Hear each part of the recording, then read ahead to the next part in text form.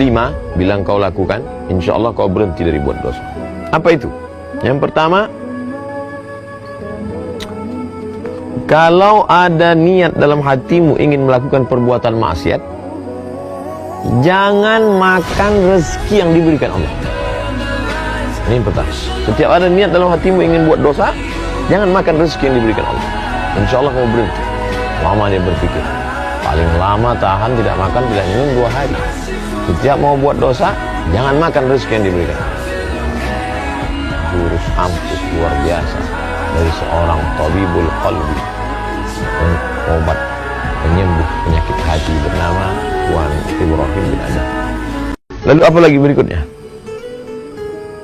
Jika engkau akan melakukan perbuatan dosa, jangan tinggal di negeri yang negeri itu milik Allah SWT.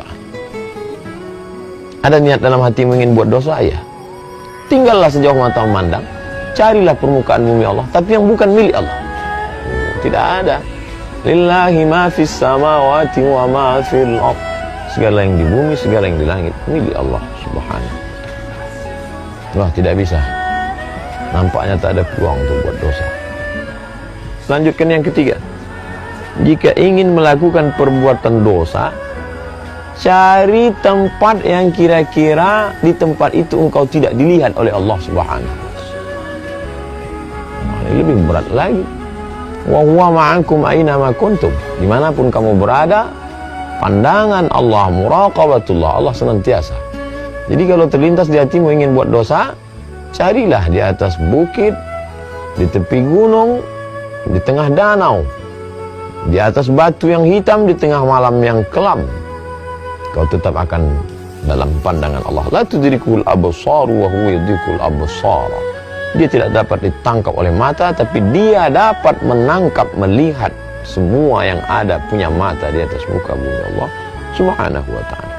Yang keempat, ketika malaikat maut datang kepadamu akan mencabut nyawamu, katakan tunggu. Ada dalam hatimu ingin buat dosa? Ya, silakan buat dosa. Tapi nanti ketika malaikat maut datang akan mencabut nyawamu, dapatkah engkau berkata, tunggu wahai malaikat, aku bertobat dulu? Berapa banyak orang yang mati dalam perbuatan maksiat, mati dalam perbuatan dosa, mati dalam keadaan na'udzubillah. Lalu kemudian yang kelima. Yang kelima ini hampir saja laki-laki itu tak lagi dapat mendengarkan ucapan Ibrahim bin Adham karena dia larut dalam tangisan. Karena betul-betul kunci pintu, tertutup peluang untuk berbuat dosa dari ucapan seorang hamba Allah.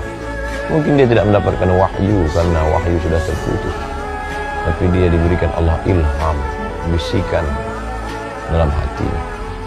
Yang kelima, ketika malaikat Zabaniyah datang untuk memasukkanmu ke dalam neraka jahanam,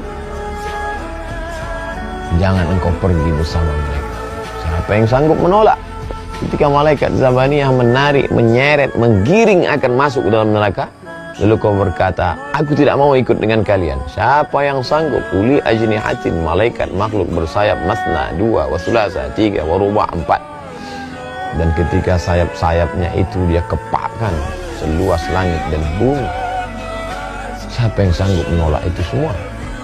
Oleh sebab itu dia pun tersungkur dalam keadaan meneteskan air mata, takut kepada Allah SWT. Tak ada peluang untuk membuat dosa. Renungan yang amat sangat mendalam dari dialog seorang hamba Allah yang abid, ahli ibadah, yang zahid, yang suci, hatinya bersih, sehingga Allah ilhamkan ke dalam hati itu jawaban-jawaban pamungkas, sehingga tak ada peluang sama sekali.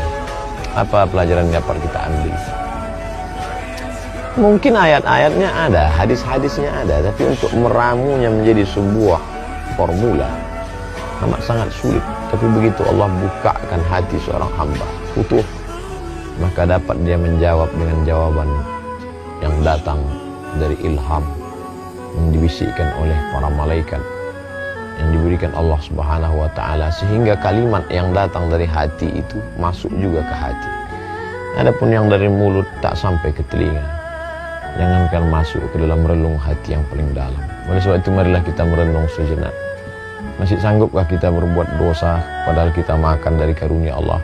Masih sanggupkah kita berbuat maksiat padahal yang kita injak bumi Allah? Masih sanggupkah kita melawan perintah Allah padahal negeri yang kita diami ini adalah semuanya kuasa Allah? Masih sanggupkah kita berkata, aku mau taubat tapi besoklah, padahal kalau mau malaikat maut mencabut nyawa kita hari ini, kita juga mati. Sebab banyak orang yang mati dalam keadaan tertawa, mati dalam keadaan menonton TV, mati dalam keadaan tidur sehingga tidak terbangun lagi. Masih sanggupkah kita berkata, aku berbuat dosa tapi nantilah, padahal saat itu malaikat sudah lama mengintai kita. Oleh sebab itu, merenung sejenak dari kisah orang-orang soleh. Fa'tabiru ya ulil absar, ambil pelajaran wahai orang-orang yang punya hati dan pikiran. Mudah-mudahan bermanfaat. Terima kasih. Assalamualaikum warahmatullahi wabarakatuh.